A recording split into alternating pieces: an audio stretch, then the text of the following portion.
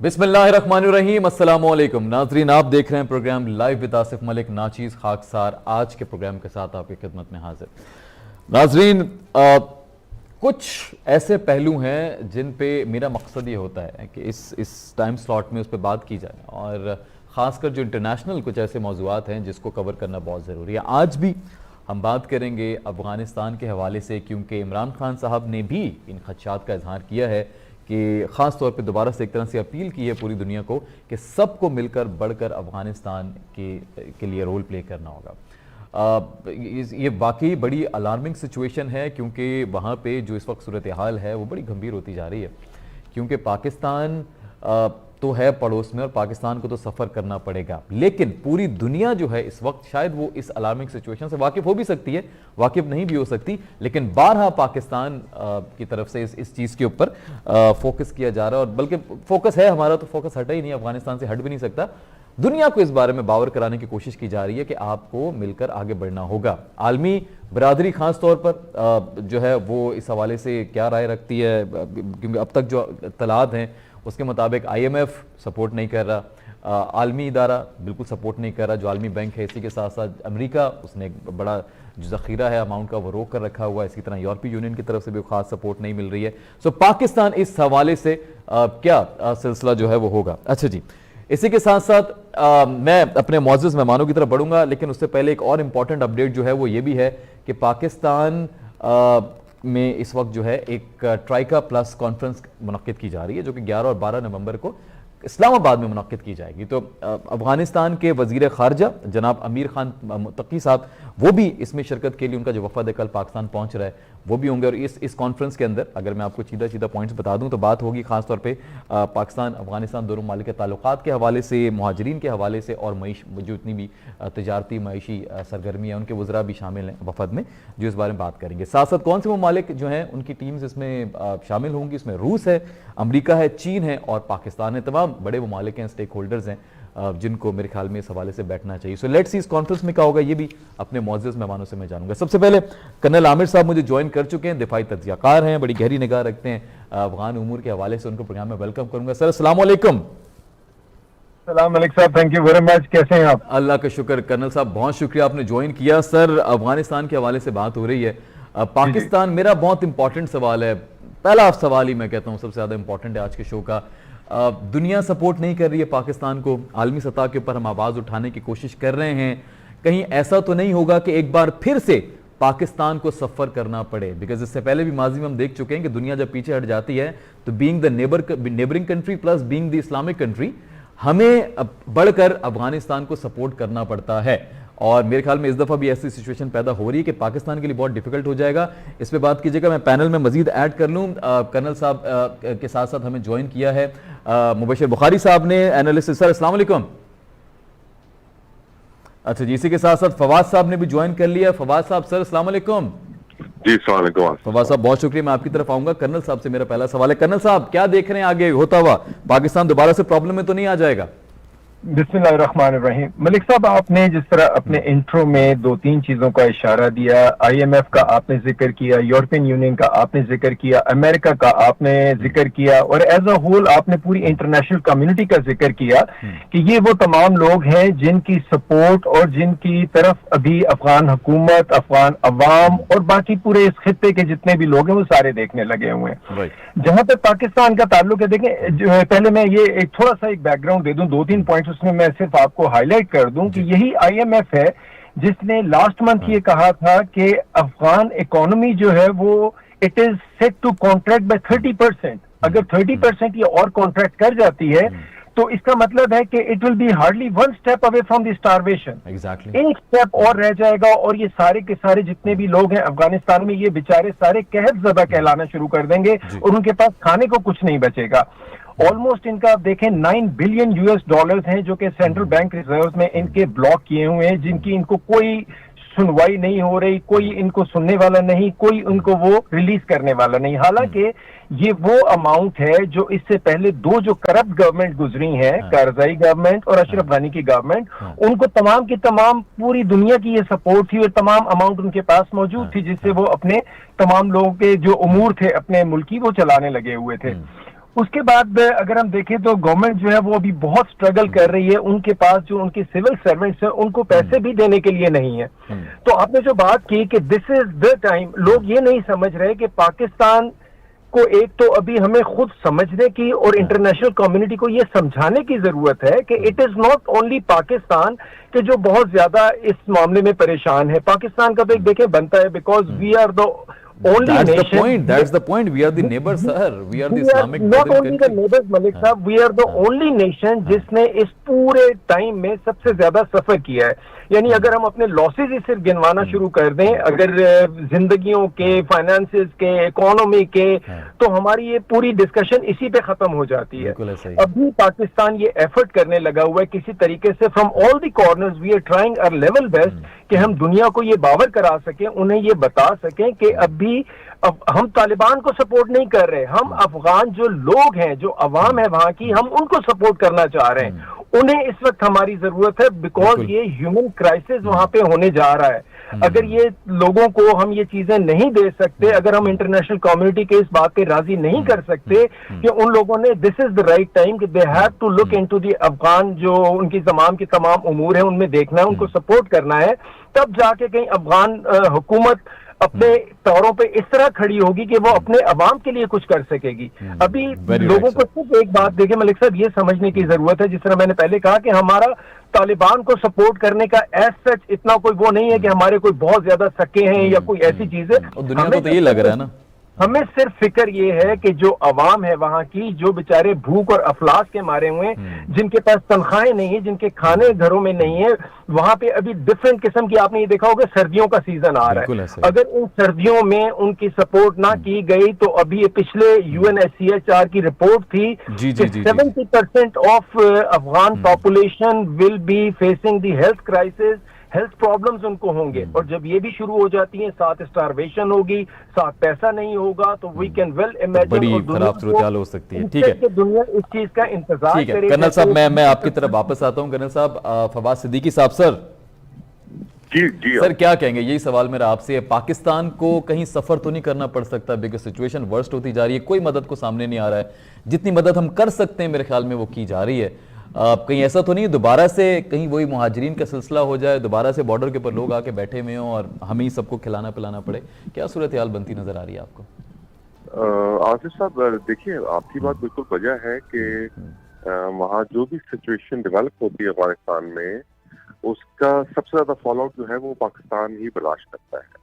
माजी में भी करता है, इस वक्त भी कर रहा है, और जहाँ अगर खुदा न खास्ता वहाँ क्राइसिस को जन्म लेता है तो सबसे ज्यादा सफर जो है वो पाकिस्तान ही होगा।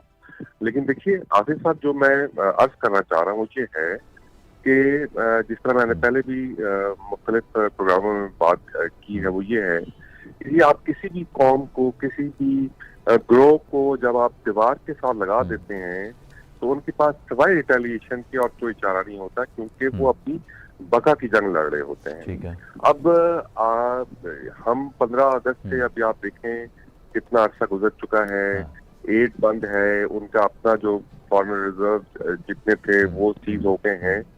थोड़ी बहुत ट्रिकलिंग डाउन इफेक्ट देखने में आ रहा है। दुनिया जो है थ्रू NGO जो है वो ह्यूमैनिटेरियन एड है, चाहे वो कोविड की मद में है, चाहे थोड़े NGOs की मद में है, वो दी जा रही है। पाकिस्तान में भी 5 बिलियन वो तो एक जी बिल्कुल सफेद नहीं है। तो इसके लिए देखिए, मैं समझता हूँ ये इंटेंशनली किया जा रहा है, क्योंकि जो अमेरिका और उसके अलाइज हैं वो शायद दुनिया को ये बावर कराना चाह रहे हैं, अगर यहाँ से कोई किसी किस्म की रिटेलिएशन आती है, कि what did we tell you, हमने नहीं कहा था कि जी तालिबान के आने से ये होगा। Okay, so they just want to be proven right. जी, एक तो सरकार को ये खुश है, होना। और दूसरी चीज ये है आसिफ साहब कि देखिए, अगर हम वहाँ कोई स्टेबिलिटी नहीं आती और इस क्राइसिस को दुनिया डील नहीं करती, तो उनका एक आबाई कारोबार है अफगानिस्तान में, जिसको पहले भी रशियन के जमाने में वहाँ की जो जंग है उसको सपोर्ट किया गया, वो है पोस्ट की काश्त। अब वो जो पोस्ट की काश्त है, जिसको उसके अलावा उनके पास क्या चारा होगा कि जी वो अगर अपना सर्वाइवल की जंग लड़ते हैं तो वो क्या करेंगे। इसके अलावा आप देख रहे हैं कि जी मुख्तलिफ जो पुरानी दहशत ग्रोह थे वो वहाँ सर उठा रहे हैं। सही है। अब वो ISIS सबसे उससे बड़ा लड़े, गवर्नमेंट को डिसेबल करें या दुनिया को ये बावर करवाएं कि जी अब हम वो 20 साल पहले वाले तालिबान नहीं हैं और हम शायद अब माजी की गलतियों से हमने बहुत कुछ सीखा है, आप हमें आजमाएं और हमारे साथ चले। और हम ये बारह कह चुके हैं कि जी अफगानिस्तान की जो सरजमीन है वो किसी भी मुल्क के खिलाफ इस्तेमाल होने की इजाजत नहीं वो तो अभी TTP का मुआहदा भी अच्छा हुआ। मैं बिल्कुल आपकी तरफ वापस आता हूँ। जी मुबशिर बुखारी साहब। सर जनाब अली सर, आप सुन रहे थे हमारे दिफाई तज्जियाकारों की बड़ी ज़बरदस्त इन डेप्थ एनालिसिस। आप क्योंकि लिखते भी हैं इस हवाले से और अक्सर आपके कॉलम्स वगैरह भी छपते हैं, तो क्या राय रखते हैं सर? आप बताएं क्या चल रहा है सर? ये पाकिस्तान को तो नहीं सारा बर्दाश्त करना पड़ेगा बोझ in future? What do you see? जी देखिए, हम माजी, हाल और मुस्तकबिल की बात कर लें अगर, तो माजी में हम जब अफगान वॉर ओवर हुई 1989 में, उसके बाद जो फॉल आउट हुआ वो सारा पाकिस्तान ने सफर किया। अफगानिस्तान के अंदर खाना जंगी थी और यहाँ पे महाजरीन थे और हमें दोनों सूरतों में पे करना पड़ा। उसके बाद जब तालिबान ने टेक ओवर किया, और उस जमाने में मुझे याद है कि 99 में मुशर्रफ ने जब टेक ओवर किया, उससे पहले हमें लाहौर से कुछ जर्नलिस्ट को बुलाया। सरदार महताब अब्बासी थे PMLN के चीफ मिनिस्टर वहाँ पे, और वो उन्होंने मीडिया को सिर्फ इसलिए बुलाया कि हम वहाँ पे आके सूरत हाल देखें। जनाब रोटी का क्राइसिस पेशावर में चल रहा है, KP में, यानी कि आटा शॉर्टेज है, और हम उसके बारे में लिखें कि जनाब KP का आप वो बढ़ा दें जो भी कोटा है। एज यूजुअल हमने जब फैक्ट फाइंडिंग उधर की तो हमें पता चला जी जरूरत से ज्यादा आटा जो है या गंदुम वो सप्लाई हो रही थी उस वक्त KP को, लेकिन वहां से स्मगलिंग हो रही थी अफगानिस्तान में।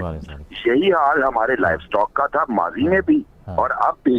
अगर आप देखें तो आज फवाद चौधरी साहब ने कहा गंदुम और चावल देंगे, फंड आपने एक इस्टेब्लिश किया है। उसके अलावा ऑलरेडी हम देखते हैं कि लाइफ स्टॉक जो है हमारा, स्पेशली इसलिए हमारी जो प्राइसेस हैं मीट की वो काफी ज्यादा ऊपर जा रही हैं। वजह number 1 Afghanistan and second is Iran, क्योंकि सबसे बड़ी स्मगलिंग दूसरी तरफ ईरान की तरफ होती है। और फ्यूचर में मसला सिर्फ एक है। ठीक है, हम दुनिया से हम कहते हैं कि जनाब अली मदद करे, लेकिन आखिर कब तक पाकिस्तान करेगा, आखिर कब तक दुनिया करेगी? जी लोकल स्टेक होल्डर्स आ जाएंगे, ईरान आ जाएगा, सेंट्रल एशियन स्टेट्स आ जाएंगी, चाइना आगे बढ़ सकता है। और उसके लिए आप देखिए ईरान के कल स्पेशल एनवॉय विजिट कर रहे हैं अफगानिस्तान को, फिर FM आ रहे हैं। जी बिल्कुल ऐसा ही है। तालिबान ने एक अगरचे एक बड़ी वेल एस्टेब्लिश्ड और वाइड किस्म की कैबिनेट फॉर्म की है, लेकिन वो मसला वही है कि वहाँ पे पॉलिसीज जो है वो नहीं बन पा रही और वो क्राइसिस अपनी जगह, और ये इतने शॉर्ट पीरियड में नहीं बन पाती। एक विंटर आप निकाल लेंगे, 23 मिलियन लोगों के जो है वो उस उनके क्राइसिस का खतरा है। चलिए एक विंटर आपने निकाल लिया, आखिर आप अफगानिस्तान को डिपेंडेंट रहने देना चाहते हैं? ये सवाल मेरा उन सब लोगों से है जो अफगानिस्तान की फलाह चाहते हैं, जिनमें मैं भी शामिल हूँ। तो उसका वाहिद हाल ये है कि अफगानिस्तान को इस काबिल बना दिया जाए कि वहां पे फॉरेन इन्वेस्टमेंट आए और उनकी डिपेंडेंस जो है वो खत्म हो जाए एड के ऊपर। अब जरा ये भी ऐड करें, पाकिस्तान मजीद क्या कर सकता है, किस एक्सटेंट तक हम जा सकते हैं? जी देखिए, पाकिस्तान के अपने हालात इस वक्त आपके सामने That's the point. That's the exact point. इंतहाई मतलब we are facing the worst financial crunch of the history. Exactly, ठीक है। और ऐसी सूरत हाल में आप क्या कर सकते हैं? आप अपना पेट काट के देंगे, जो कि हम काट रहे हैं। हम काटने को तैयार हैं, लेकिन एक लिमिट है ना। हमारा पेट है वो हम पूरा काट के भी दे देंगे तो जरूरत पूरी नहीं होगी। मसला ये है, आपको पता है पॉपुलेशन है ऑलरेडी, वी हैव टू और हमारा बिलो पॉवर्टी लाइन 50% से ज्यादा का रेशो जा चुका है ऑलरेडी, जिनके अपने भूखे मरने का एहतमाल है भैया। तो आप किस हद तक कर पाएंगे? ठीक है, मतलब हमारे दोस्त हैं। जी बिल्कुल। और सबसे अहम बात मैं वही कहूंगा कि इस वक्त पूरी दुनिया की ताकतों को बशमूल पाकिस्तान और बशमूल रूलिंग तालिबान, इनको चाहिए कि अफगानिस्तान को सेल्फ सफिशिएंट बनाए, और ठीक है। उसका एक ही तरीकाकार है कि आप इन्वेस्टर फ्रेंडली एटमॉस्फेयर क्रिएट करें, Right. जिसके लिए आपको अपने फेस को चेंज करने की जरूरत होगी, पॉलिसीज को चेंज करने की जरूरत होगी। लोग शायद समझें कि ये वेस्टर्न एजेंडा है, लेकिन ये वेस्टर्न एजेंडा नहीं है, बल्कि ये शायद अफगानिस्तान की दायमी मुआशी बका का मामला है, ठीक हो और उसको इसी तरीके से आप हल कर ठीक हो सकते हैं। गया। कर्नल आमिर साहब, सर एक कॉन्फ्रेंस होने जा रही है 11-12 नवंबर को, बखूबी वाकिफ होंगे आप। चीन, पाकिस्तान, रशिया, अमेरिका के वफद भी इसमें शामिल होंगे।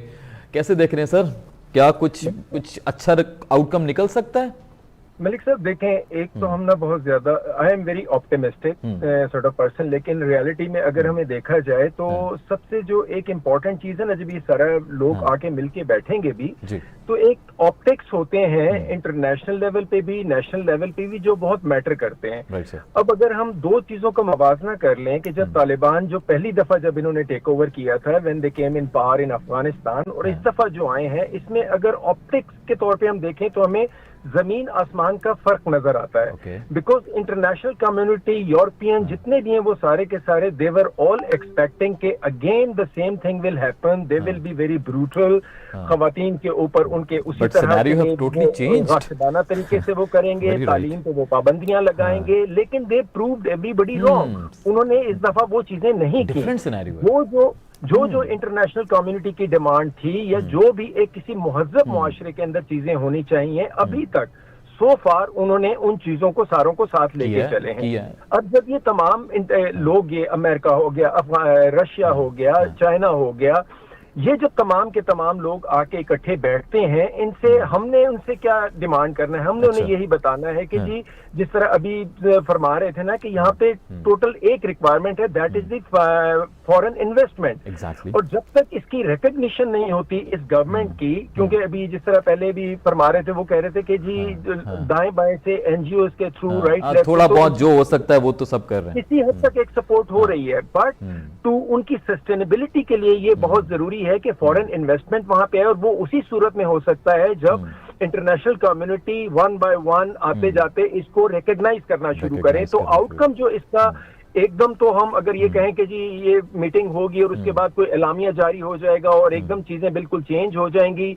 तो I don't think it will happen as okay right जी। It will definitely pave a way forward कि बाकी इंटरनेशनल कम्युनिटी को पता चलेगा कि ये 3-4 बड़े मुल्क अगर मिल के बैठे हैं तो कि अफगानिस्तान के अंदर स्टेबिलिटी लाई जाए और उनके अवाम के हुकूक उन तक पहुंचाए जाए। राइट सर, परफेक्ट जी। फवाद सिद्दीकी साहब, सर क्या राय रखते हैं कॉन्फ्रेंस के हवाले से? जी आसिफ साहब, देखिए बिल्कुल बात वजह है, ये भी है, इंडिया ने भी मुकद की है, इससे पहले रशिया में हो चुकी है। देखिए इसमें कोई दो राय नहीं है कि इस वक्त डायर नीड है अफगानिस्तान में इन्वेस्टमेंट। देखिए मैं समझता हूँ कि अब एक इसका जो लॉजिकल कंक्लूजन है वो निकलना ये है कि जी हम जो, जिस तरह ने पहले भी अर्ज किया था कि जो न्यू इमर्जिंग ईस्टर्न ब्लॉक जो है वो बनने जा रहा है, उसके अंदर अफगानिस्तान एक लिंक पिन की हैसियत रखता है, खासतौर पे चाइना के वन बेल्ट वन रोड जो पॉलिसी है, क्योंकि जो वाखान कॉरिडोर है चाइना की तरफ से जो रक्षा प्रोविंस से निकलता है, वो डायरेक्ट एक्सेस देता है हमारी मिडिल सेंट्रल एशियन जो है कंट्रीज के लिए। अब ये अगर ये चीज चाइना भी इदराक कर रहा है, रशिया को भी चीज का इदराक है, तो ऑफिशियली तौर पे तो ऑब्वियसली कोई भी शायद वो पहल ना करेगा ऑफिशियल तौर पे रिकॉग्नाइज करने के लिए तमाम गवर्नमेंट को, लेकिन अगर एक ग्रुप की सूरत में, ब्लॉक की सूरत में Russia, China, for that matter Iran और पाकिस्तान एक साथ शायद अगर रिकॉग्नाइज करेंगे, तो वो मैं नहीं समझता कि ये कोई बहुत ही अचंभे की बात होगी, क्योंकि देखिए जिस तरह अनऑफिशियल तौर पे पाकिस्तान ने भी और चाइना ने भी तालिबान के जो फॉरेन है उसको यहाँ के के लिए इस तरह जो है वो इन्वेस्टमेंट की बात की है थ्रू वन बेल्ट रोड की, तो अल्टीमेटली तो ये चीज होने तो जाएगी बिकॉज ये सारा इंतजार करेंगे तो शायद ये इस वक्त वहाँ जो क्राइसिस ह्यूमैनिटेरियन होने जा रहा है, वहाँ जो उसका बीमारियों का, भूख का जो जी जी जी वहाँ जी जी बहुत ज्यादा बसेरा होने जा रहा है, शायद वो उस पद तक जो है वो बर्दाश्त ना कर पाए। हाँ चलें, हाँ वो उसमें टाइम लगेगा। बहुत शुक्रिया सर। जी मुबशिर बुखारी साहब, सर कैसे क्लोज करेंगे? इस कॉन्फ्रेंस में क्या होता नजर आ रहा है आपको? जी वही सर जोड़ के बैठेंगे और सोल्यूशन ढूंढने की कोशिश करेंगे, और यकीनन ये रिकग्निशन वाली बात भी जेरे बहस आएगी। ठीक है। लेकिन सवाल वही पैदा होता है, हाँ। क्या सिर्फ रिकग्निशन से इन्वेस्टमेंट आ सकती है? और हमारी रिकग्निशन से तो नहीं आ सकती। पूरी दुनिया को पाकिस्तान को मानती है वी आर न्यूक्लियर स्टेट। हमने वॉर ऑन टेरर में फ्रंट लाइन रो में खड़े होके लड़ी है ये जंग, लेकिन हमारे यहाँ इन्वेस्टमेंट उस तरीके से नहीं आ रही। तो साबित हुआ कि लॉ एंड ऑर्डर सिचुएशन जब तक इम्प्रूव नहीं होती और एक माहौल नहीं बनता इन्वेस्टर के लिए, तब तक ये लोग नहीं आते। अब अफगानिस्तान का मामला ये है कि आप देखिए आईएस यानी दाइश वहाँ पे सर उठा रही है। हमें वहाँ पे खतरा है कि नॉर्दर्न अलायंस जो है वो कभी भी रिटेलिएट कर सकती है, रीऑर्गेनाइज कर सकती है। उसके अलावा बहुत सारे ग्रुप हैं वो मामला। और दूसरे जो हालात हैं अभी देखिए, प्राइस हाइक वहाँ पे टॉप पे पहुंची है, लोगों की कुव्वत खरीद बिल्कुल तकरीबन खत्म हो चुकी है। टीचर या कोई इंफ्रास्ट्रक्चर यानी स्कूल्स में टीचर्स बहुत कम जा रहे हैं क्योंकि सैलरीज नहीं है। मिनिस्ट्रीज जो आपने अनाउंस की हैं उनके नीचे सेक्रेटेरिएट में काम करने के लिए लोग वॉलंटियर्स हैं, वो कैसे काम कर रहे हैं कुछ अंदाजा नहीं। क्राइम रेट वहाँ पे बढ़ रहा है, हाईवे बैंडिटरी वहाँ पे बढ़ रही है, और ये आगे जाके मजीद एक फर्द जो अपने बच्चों को भूखा मरता देखेगा वो या खुदकुशी करेगा या दूसरे को मार के रोटी छीनेगा।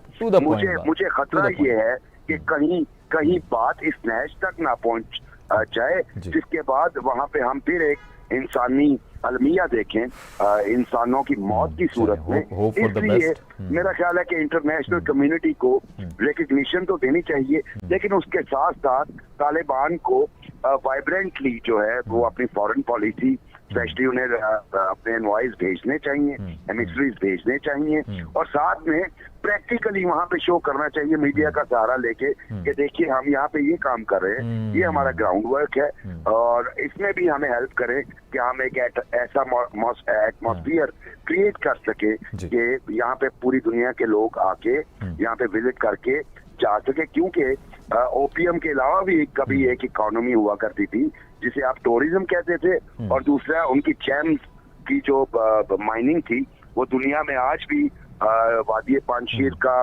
नीलम और जमुरद जो है दुनिया के महंगे तरीन स्टोन्स, और वो जी बिल्कुल बिल्कुल।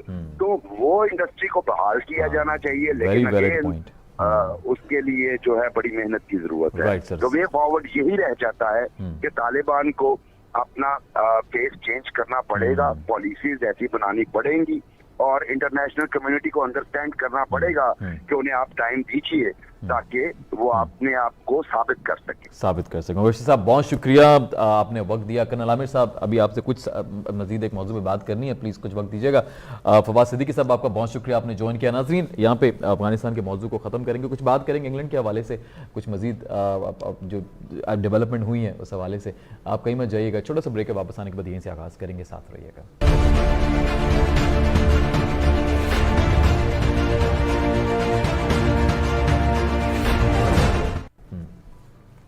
जी नाज़रीन वेलकम बैक, लौट कर वापस आ चुके हैं और आप देख रहे हैं स्टार न्यूज़ पाकिस्तान। नाचीज़ खाकसार, आसिफ मलिक आपकी खिदमत में। नाज़रीन बात करेंगे कुछ इंग्लैंड के हवाले से। ये एक सिक्योरिटी कंसर्न पैदा किया गया था आज से 1 महीना कबल, जब न्यूजीलैंड की टीम वापस गई, उसके बाद इंडिया बीच में मुलव्विस निकला, तो इंग्लैंड ने भी कुछ खदशात का इजहार करते हुए जी कहा कि हम भी शायद ना आ सकें आपके साथ खेलने के लिए।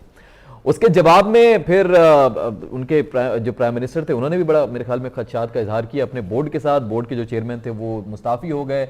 उसके बाद अभी उनके जो सीईओ हैं वो पाकिस्तान विजिट कर रहे हैं, बल्कि आज उन्होंने विजिट किया है, और ख़ास तौर पे रहीम राजा साहब से मुलाकात की है, हमारे सीईओ साहब से मुलाकात की है पीसीबी के, और उनके साथ उन्होंने गुफ्तगू फरमाई और कुछ डेवलपमेंट होती नजर आई है। एक तो डेवलपमेंट ये थी कि वेस्ट इंडीज़ का टूर पाकिस्तान के लिए कन्फर्म हुआ, और ममालिक भी जो है पाकिस्तान में आने को बिल्कुल तैयार हैं, अफगानिस्तान ने भी आना है, इंग्लैंड दोबारा से जो है वो पाकिस्तान, ऑस्ट्रेलिया भी बल्कि पाकिस्तान आने वाला है, इंडिया की तरफ बाद में जाएंगे, पहले ये जो इंग्लैंड का मसला है इसमें बात कर लूं। इंग्लैंड जो है वो पाकिस्तान में 5 के बजाय 7 T20 खेलने पे आमादा है, और इसके अलावा भी कुछ मैचेस हैं जिसकी तफसील में वजाहत से लूंगा कि और क्या फर्दर जो है वो डेवलपमेंट इस हवाले से हुई है।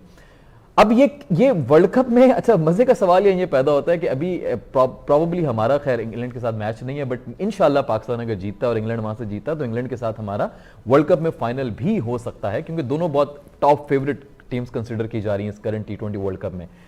इंग्लैंड का इस वक्त आना क्या ये इत्तेफाक है या इसके पीछे कोई बात है, ये भी हम डिस्कस करने की कोशिश करेंगे। इसी के साथ साथ कुछ भारत में सिलसिला चल रहा है जी, कोहली को साइड पे कर दिया, 3-4 बहुत बड़े बड़े नाम, बुमराह, शामी को तो वैसे ही लग रहा था उनको निकाल दिया जाएगा, तो कुछ नामों को जो है वो रेस्ट दे दिया गया। रेस्ट दे दी जाए, कह लीजिए कि जी कुछ तब्दीलियां, बड़ी बड़ी तब्दीलियां जो मुतवक्की थी वो हो चुकी हैं भारतीय टीम में वर्ल्ड कप में, और खासतौर पर पाकिस्तान से हारने के बाद उधर जो उछाड़ पछाड़ है वो चल रही है। अब इस उखाड़ पिछाड़ के साथ साथ जो एक और चीज है वहां पे कि वहां जब पाकिस्तान इंडिया का मैच हुआ था तो कुछ कश्मीरी स्टूडेंट्स ने, कुछ टीचर्स ने खुशी का इजहार किया तो उनको कैद कर दिया गया था, और अब तक वो कैद हैं, जिसके ऊपर कर्नल आमिर साहब बिल्कुल मेरे साथ हैं, उन पर भी मैं इस हवाले से बात करूंगा कि इस तरह का सिलसिला क्यों होता है भारत में। पहले वजाहत से आगाज करते हैं। वजाहत, अस्सलाम वालेकुम। वालेकुम अस्सलाम आसिफ। वजाहत बहुत शुक्रिया। वजाहत कैसे देख रहे हैं इंग्लैंड सीईओ का विजिट, रमीज राजा से मुलाकात? उम्मीद नहीं की थी कि इस तरह से इतना जल्दी हो जाएगा। जब लास्ट टाइम हम बात कर रहे थे कि इंग्लैंड ने जब मना किया था उस वक्त एक प्रोग्राम में, बल्कि मैं आपके प्रोग्राम में मेरे ख्याल में बात कर रहा था, तो बड़ा कंफ्यूजिंग लग रहा था कि पता नहीं क्या होगा, हमारे साथ क्या होगा। उस वक्त भी एक बात यही की गई थी कि अगर परफॉर्म अच्छा कर लेगी पाकिस्तानी टीम तो ये खुद खेलने आएंगे। क्या वो सच होता नजर आ रहा है? हाँ बिल्कुल, देखें उस वक्त हम एक टनल में से गुजर रहे थे और काफी ज्यादा अंधेरा था, और उस वक्त सिचुएशन समझ में नहीं आ रही थी कि टनल का जो एंड है वहाँ पे रोशनी है या फिर कोई डेड एंड हमें एक मरतबा फिर देखने को मिलेगा, क्योंकि लग ऐसा रहा था कि पाकिस्तान की जो क्रिकेट के एफर्ट्स थे, जो हमारे सिक्योरिटी इदारों के एफर्ट्स थे, और जिसके बाद बड़ी मुश्किलों से 6 एडिशंस कराने के बाद PSL के वापस इंटरनेशनल क्रिकेट पाकिस्तान में बहाल हुई थी, तो बहुत ज्यादा लग रहा था कि वो सारे मामला पीछे चले गए हैं, बहुत सारे एफर्ट्स अंडू हो गए। लेकिन फॉर्चुनेटली जिस तरीके से रवीज राजा साहब ने बात की थी कि आप हमारी कौमी टीम को उन्होंने इंस्ट्रक्शंस दी थी कि आपने ग्राउंड के अंदर जाके परफॉर्मेंस देके अपनी परफॉर्मेंस को आप बतौर स्टेटमेंट पूरी दुनिया के अंदर पेश करना, ताकि दुनिया की जो टीमें हैं वो आपके पास खुद आए चलकर और आपके साथ खेलना चाहें। और फॉर्चुनेटली और किस्मत ने साथ भी दिया है, और हमारी जो खिलाड़ियों की परफॉर्मेंस है वो भी बहुत ही जबरदस्त रही है। और अब अगर आप बात देखें, थोड़ी सी उनके स्टेटमेंट सुने ऑस्ट्रेलियन क्रिकेट बोर्ड के हेड की भी, और इस वक्त चीफ एग्जीक्यूटिव टूर कर रहे हैं पाकिस्तान का इंग्लैंड क्रिकेट बोर्ड के, उन दोनों ने अपने स्टेटमेंट्स के अंदर ये बात लिखी है कि Pakistan is a side that we want to play with. उन दोनों ने यही इस बात पे फोकस किया है, इस बात पे इन्हिसार किया है दोनों के। अगर आप स्टेटमेंट्स पढ़ेंगे कि पाकिस्तान जो है वो एक बहुत ही मजबूत टीम के तौर पे सामने आई है, और इस वक्त दोनों क्रिकेट बोर्ड्स का यही मौक़िफ़ है कि वो पाकिस्तान के साथ क्रिकेट खेलना चाहते हैं। और मैं उम्मीद करता हूँ कि न्यूजीलैंड का जो क्रिकेट बोर्ड है वो भी बहुत जल्द ऐसे ही किसी एक मुस्बत पैगाम के साथ सामने आएगा, क्योंकि पहले भी कुछ वर्ल्ड कप से पहले भी बिल्कुल अगर हम थोड़ा सा पीछे देखें तो उनकी हमारे क्रिकेट बोर्ड के साथ उनकी बातचीत चल रही थी, और कुछ उसका इशू है हमारी जो ऑस्ट्रेलिया की सीरीज थी वो भी फरवरी के अंदर होनी थी, लेकिन क्योंकि PSL होगी फरवरी के अंदर तो वो विंडो नहीं मिल पा रही थी, जिसकी वजह से फिर उसको मार्च और अप्रैल के अंदर स्केड्यूल किया गया है। फिर IPL का इशू है, उसके बाद पाकिस्तान का जो कैलेंडर है फ्यूचर टूर प्रोग्राम्स का वो अल्हम्दुलिल्लाह फुल है, तो उसके अंदर विंडो निकालना बड़ा मुश्किल हो जाता है। लेकिन फॉर्चुनेटली मैं समझता हूँ कि जो क्रिकेट बोर्ड इस वक्त काविश कर रहा है वो उसके अंदर कामयाब हो जाएगा। कामयाब है, चलें दैट्स ग्रेट। मैं मैचेस की तरफ आपकी तरफ बाद में आता हूँ। कर्नल आमिर साहब सर, जी थोड़ी सी बात करते हैं सिक्योरिटी रीजंस के हवाले से। वजाहत काज़मी अभी बात कर रहे थे, उन्होंने बताया कि सिक्योरिटी रीजंस की वजह से जो कुछ भी हुआ आपने देखा, लेकिन अब दोबारा से न्यूजीलैंड के साथ भी कुछ बात शुरू हुई थी, वो भी शायद आगे बढ़ेगी। और इंग्लैंड के CEO जो हैं खुद इंग्लिश क्रिकेट बोर्ड के, वो आए हैं, उन्होंने बात की है, और बड़ा अच्छा एक सूरत हाल जो है वो उसमें डेवलपमेंट होती नजर आ रही है। How do you see this? क्या ये इस बात का प्रूफ है कि कोई सिक्योरिटी थ्रेट नहीं था पहले और वो तमाम एक फर्स्ट क्रिएट किया गया था जानबूझ के? मलिक साहब, इफ यू रिमेंबर, जब ये रमीज राजा ने टेक ओवर किया था उसके चंद दिन बाद ही ये फियास्को आया था, इंग्लैंड वाला और न्यूजीलैंड वाला। तो आपने जब एक प्रोग्राम किया था उसमें I had made an statement और मैंने आपको यही कहा था, मैंने कहा था it is always on the cards, this is only, सिर्फ एक चीज चाहिए, अभी हम वर्ल्ड कप में जा रहे हैं, अगर हमारी परफॉर्मेंस ठीक हुई तो मैंने कहा था कि आप ये लिख के रख लें कि इंग्लैंड क्या, न्यूजीलैंड क्या, ऑस्ट्रेलिया क्या, तमाम की तमाम टीमें पाकिस्तान को विजिट करने को तरजीह देंगी और जरूर आएंगी खेलने के लिए।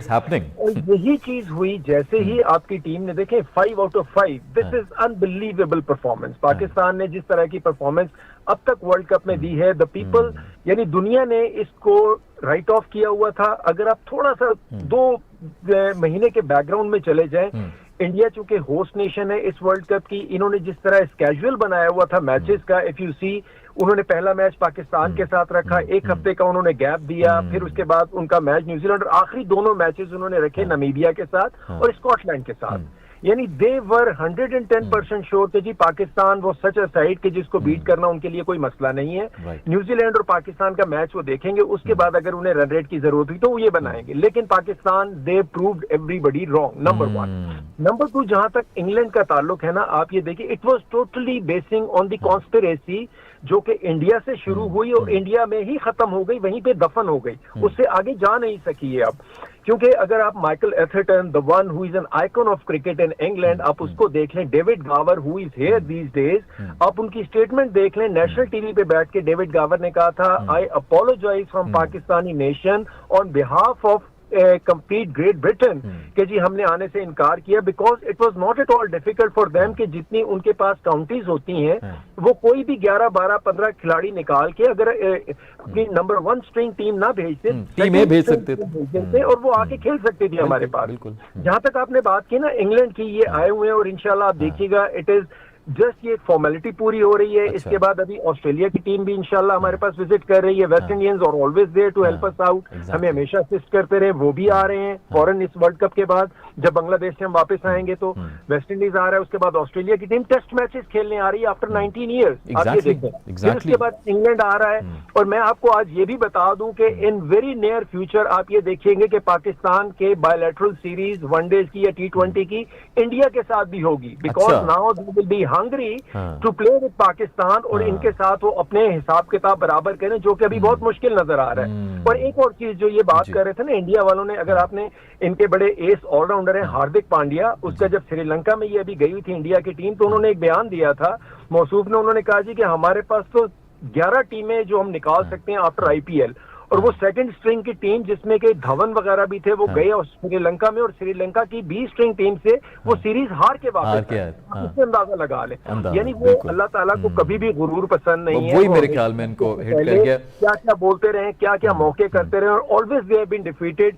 आप देख लें चैंपियंस ट्रॉफी के फाइनल से लेके अब तक 2 मैचेस हुए, एंड इंशाअल्लाह अल्लाह ताला की करम नवाजी ऐसी हुई कि दोनों में उन्हें सिर्फ डिफीट नहीं हुई, इबरतनाक जो पाकिस्तान के खिलाफ वो बीज बो रहे थे उनके खिलाफ हो गया। मैं बिल्कुल कर्नल साहब की तरफ वापस आता हूं, मैं बिल्कुल आपकी तरफ वापस आता हूं। सैयद हैदर नकवी साहब ने ज्वाइन किया है, बहुत ही सीनियर स्पोर्ट्स एनालिस्ट हैं। सर अस्सलाम वालेकुम।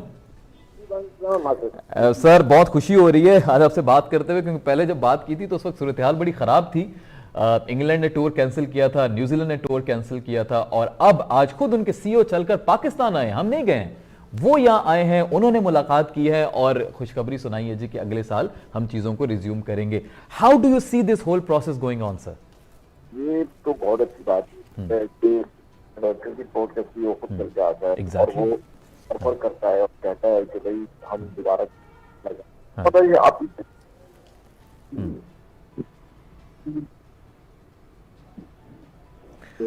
हैदर साहब की आवाज मैं नहीं सुन पा रहा हूँ, प्लीज चेक कीजिएगा। जी आवाज सुन रहे हैं? जी जी बिल्कुल बिल्कुल हैदर, कंटिन्यू कीजिए, प्लीज कंटिन्यू कीजिए।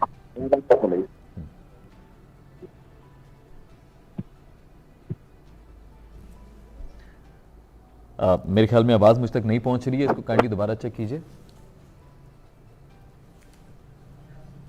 ठीक है वजाद, ये सवाल मैं आपकी तरफ लेकर आया था आपसे, बल्कि इस पे बात हो चुकी है, हैदर साहब से दोबारा कनेक्ट करते हैं। मुझे जरा ये बताएं कि इस वक्त खास तौर पे एक और जो सूरत हाल देखने में आ रही है वो ये है कि इंग्लैंड के साथ पॉसिबली हमारा फाइनल हो सकता है, तो ये T20 वर्ल्ड कप के बीच बीच में इनका आना कहीं इत्तेफाक लग रहा है आपको, या फिर कुछ प्लान्ड लग रहा है? What do you think on a lighter note? देखें, अगर थोड़ा सा हम पीछे जाएं तो वर्ल्ड कप के बीच में ही वेस्ट इंडीज की सीरीज भी कंफर्म हुई थी, तो मैं नहीं समझता कि वो जो कॉन्स्पिरेसी थ्योरीज इस वक्त बन रही हैं और कहीं सोशल मीडिया पे हमें दिखाई भी दे रही हैं कि कहीं कोई डील तो नहीं हो गई इसके पीछे, या कोई अंडर द टेबल कोई बातचीत तो नहीं चल रही। तो मेरे ख्याल से नहीं, इस तरीके की सिचुएशन नहीं, और ये सारे टूर्स अब कंफर्म होने थे। जहां तक इंग्लिश क्रिकेट बोर्ड के चीफ एग्जीक्यूटिव और उनके एक सीनियर डायरेक्टर आए हुए पाकिस्तान का दौरा करें, और शायद उनकी मुलाकात वज़ीर-ए-आज़म पाकिस्तान से भी हो, तो उनके आने का बेसिकली मकसद ये था कि जब इंग्लैंड ने अपना टूर कैंसिल किया था न्यूजीलैंड के बाद, तो उन्होंने सिक्योरिटी को अपना बेस नहीं बनाया था। अगर आप उनके जो पाकिस्तान के अंदर सफीर हैं उनकी ट्वीट भी देखें और इंग्लिश क्रिकेट बोर्ड की आप प्रेस रिलीज को भी देखेंगे, तो उन्होंने उसको बायो सिक्योर बबल के जो फटीग था, जो टायर्डनेस थी, एक थकावट थी, उसको उन्होंने जवाब बनाया था अपनी टूर को कैंसिल करने का। और उसके बाद जो है वो उनकी जो वहाँ पे प्लेयर्स की एसोसिएशन है, जो उनकी बॉडी है, उन्होंने उसको बहुत सख्ती के साथ उसकी तरदीद की थी कि खिलाड़ियों से कोई इनपुट नहीं लिया गया था इस बारे में, विच एक्सपोज देयर जो प्लान्स थे उनके, और वो ऑब्वियसली इसके पीछे इंडिया का हाथ था और बिग थ्री का हाथ था, तो वो एक्सपोज हो गए थे। और जब हमारी गवर्नमेंट ने भी जो है वो इसके ऊपर बहुत ज्यादा एक स्टैंड लिया था, तो उसके बाद जो बरतानवी वजीर आजम थे बोरिस जॉनसन, उन्होंने भी अपने इंग्लिश क्रिकेट बोर्ड के ऊपर जो है वो काफी तहफ्फुज़ात का इज़हार किया था, वो काफी नाराज थे, जिसके बाद उनके जो चीफ थे आइन वॉटमोर, उनको अपने ओहदे से इस्तीफा देना पड़ा था। 5 साल का उनका टर्म था, लेकिन सिर्फ 10 महीनों में ही जो है वो उनको घर वापस भेज दिया था उन्होंने, तो उनको जाना पड़ गया था।